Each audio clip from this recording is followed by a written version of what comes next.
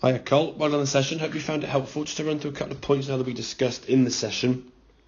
Firstly, really when you start in a few bad shots, to be able to identify what really is the fault in terms of the shots going offline and where your misses are coming from. What we often saw was when you would hit the ground behind the golf ball, generally because the knees kind of sinking into it, what you would then do is bend your arms into your body. And likewise, if you started topping the golf ball because your arms are pulling in, you would often start bending your knees to try to get the club lower to the golf ball. So for me, as we said before in the sessions, the golf swing is simply a circle. We're trying to rotate that club around our body and maintain some angles and some height. So we look at this movement here now. Nice good full backswing there. If you turn the top of the backswing here now. Now as you start coming down, it's maintaining that angle in the wrist for one. Arms sort of falling down. There's no pull here now. We're trying to swish this club with as much sort of speed as we can. You can see the blur of the stick starting to get quicker and quicker and quicker.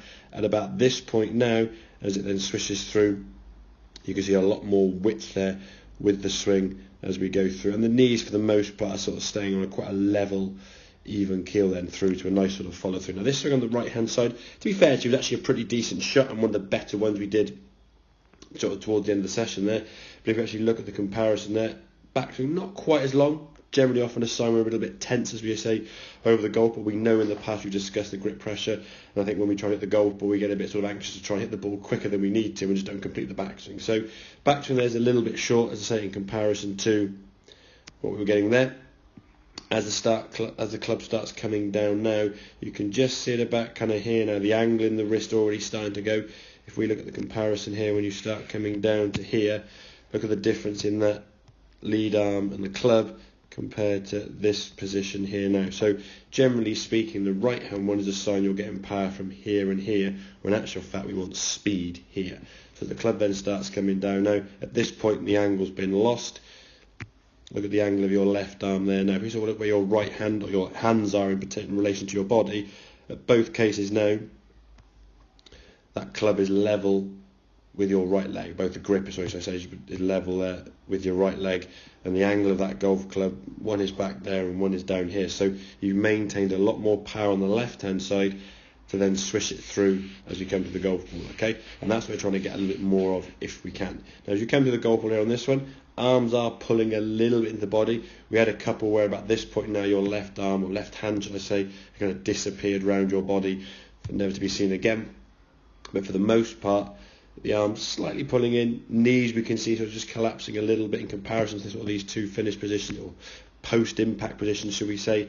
You can see the hands obviously a lot closer on the right hand side. It was a better finish position here. I think we tried to recover the arms a bit higher kind of here now, which is fair enough, but leaning back just a smidgen as we can see. I think what happens over time is when you start in a few bad shots, you tinker around with things, you think about lots of things, and you rather than actually fix the fault, you just mask it over with a bit of duct tape and create another fault. As we said, when you start hitting a few top shots, you start bending your knees, or if you start hitting the ground behind the ball, you start pulling your arms in, and you eventually find a reasonable strike. However, the consistency level of that isn't going to be where you want it to be. So you might play Southern Down and have a really good score in the 30s and Stableford, and then you might come back and play Cottrell the next day and get 10 points, as you said. So we can just try to keep things on a more even keel, knees staying a little bit more kind of level in the golf swing as we rotate around here, and basically the width in that swing of your arms. I'm not saying keep your arms straight, because I think if most people, when you say that to them, they then just try and tense their arms up or lock them out. The arms are just trying to stay as sort of loose and extended as possible. And if we can keep the knees level, keep the width in that swing, I think we'll find a lot more consistency in terms of our ball striking going forward. And on the plus side, that was good to see how good your bunker play was after the lesson from previously. So keep up the good work with that, and hopefully with the long game getting better, we'll find less bunkers, and when you do go in the sand, you'll be able to get out a lot easier on a more consistent basis. So hope that all makes sense, Colin. Obviously any questions you can give me a shout, and I'll catch up with you next lesson. Cheers, mate.